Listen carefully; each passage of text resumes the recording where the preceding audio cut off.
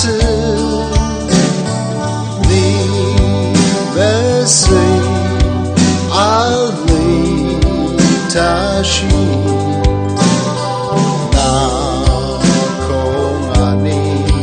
metu tete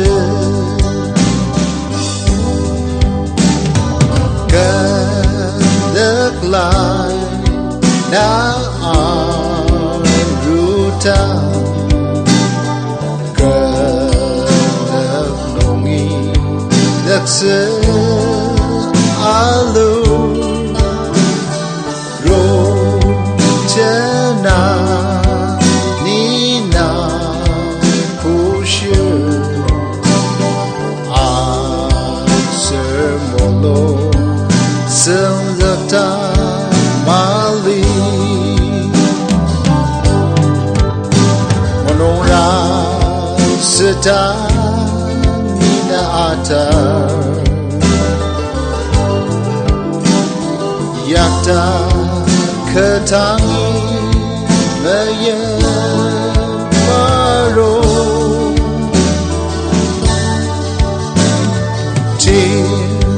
demche ti arwaka na asushi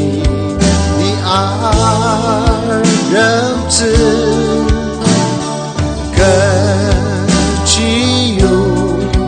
ni pu lete alite molongte tuku nora seta ninata yakta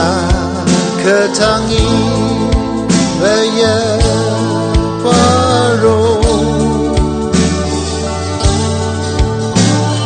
kadak lai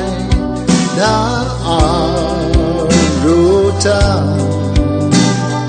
kadak nongi dakse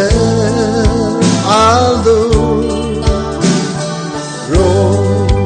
jana nina pushu asermolo sengata mali monora seta nina ata yakta ketangi meye